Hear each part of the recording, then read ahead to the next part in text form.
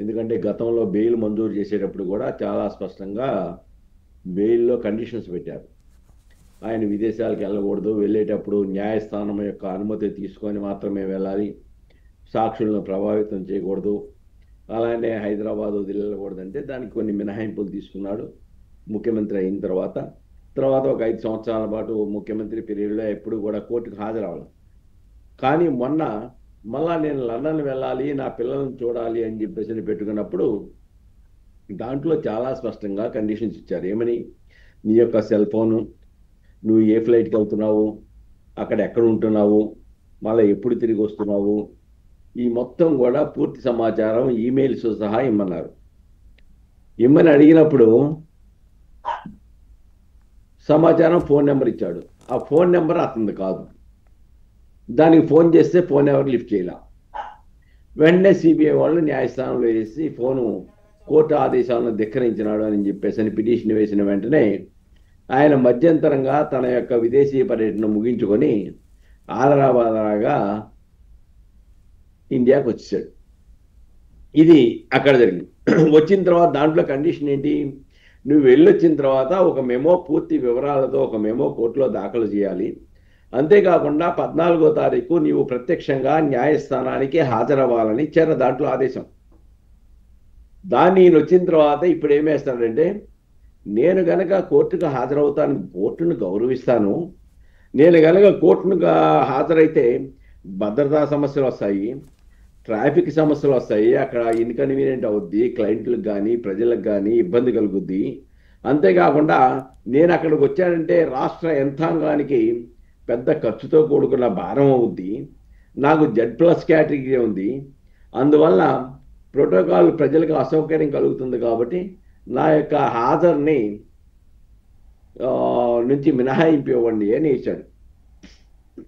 అంతేకాకుండా ప్రత్యామ్నాయంగా వీడియో కాన్ఫరెన్స్లో హాజరవుతాను ఇంకా తప్పనిసరి అంటే వ్యక్తిగతంగా హాజరవ్వాలి అని చెప్పేసి న్యాయస్థానం భావిస్తే నేను వీడియో కాన్ఫరెన్స్లో హాజరవుతాను అని చెప్పాడు. దాని మీద నాకున్న సమాచారం ప్రకారం సంబంధిత ట్రయల్ కోర్టు ఆ యొక్క మెమోను తిరస్కరించింది, రిజెక్ట్ చేసింది.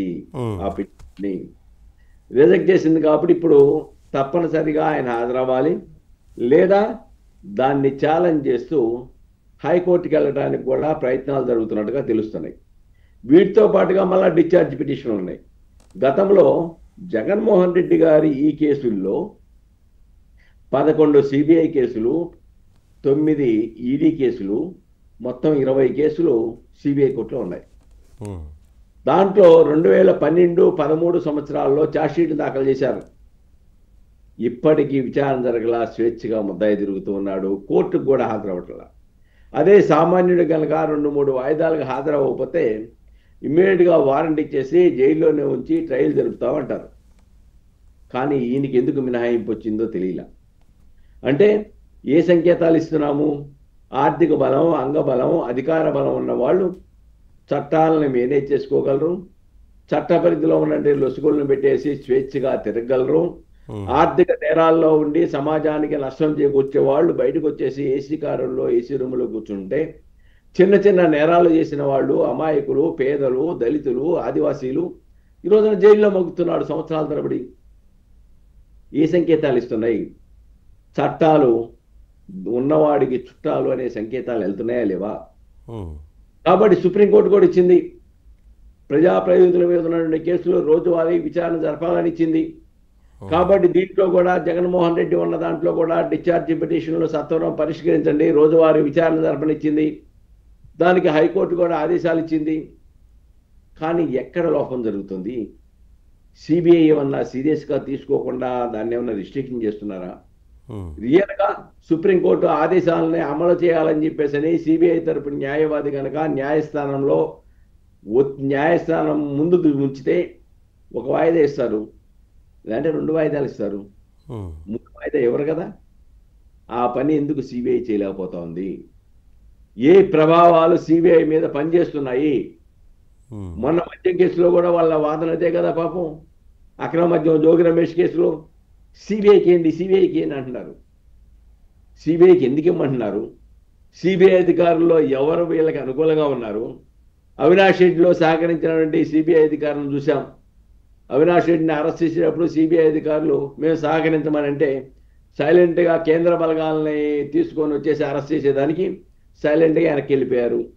న్యాయస్థానం అడ్డంకులు లేకపోయినా అరెస్ట్ చేయడానికి సాహసించలేదు.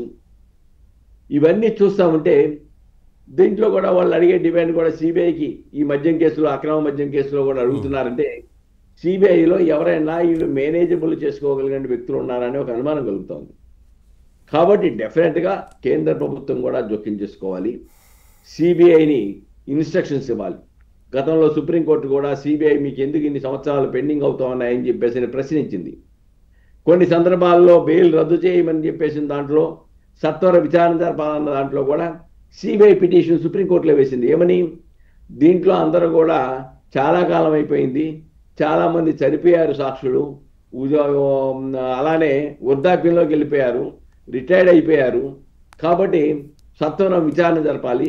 న్యాయమూర్తులు కూడా దాని మీద చెప్పారు. చాలా న్యాయమూర్తులు విచారణ ప్రారంభమైన చేత కేసు తేలే వరకు వాళ్ళని బదిలీ చేయొద్దు అని చెప్పారు. ఇవన్నీ ఆదేశాలున్నా ఆ సుప్రీంకోర్టు ఆదేశాలను ఎందుకు అమలు చేయించుకోలేకపోతుంది సిబిఐ అనేది ఇక్కడ ప్రశ్న. ఇక్కడ ఇంకోటి, పాపం జగన్మోహన్ రెడ్డి గారు ఇన్ని కథలు చెప్తున్నారు కదా, భద్రత, ట్రాఫిక్, ప్రభుత్వానికి నష్టం జరుగుద్ది, భారం పడుద్ది, నాకు Z+ కేటగిరీ ఉందని. మరి ఇక్కడ ఆంధ్రప్రదేశ్లో అన్ని ప్రాంతాల్లో తిరుగుతున్నావు, స్వేచ్ఛగా తిరుగుతున్నావు, నిన్ను ఎవరు అటకాయించలేదు, నువ్వు రెచ్చిపోయి కూడా మాట్లాడుతున్నావు, విచారణ సంస్థలను బెదిరించి మాట్లాడుతున్నావు, మేము ఈ యొక్క చట్టాలని, ఈ యొక్క నిబంధనల్ని మేము ఉల్లంఘించేస్తాము, మాకు అవసరం లేదు, మేము పాటించమని చెప్పేసి చట్ట ధిక్కరణకు కూడా పాల్పడి నీ యొక్క పర్యటన చేస్తున్నావే. నువ్వు ఇన్ని ఇక్కడ లేని అడ్డంకులు నీకు న్యాయస్థానానికి హాజరయ్యేటప్పుడు ఎందుకు ఆ వంక చూపిస్తా ఉన్నావు? కాబట్టి డెఫినెట్గా జగన్మోహన్ రెడ్డి గారు కోర్టుకు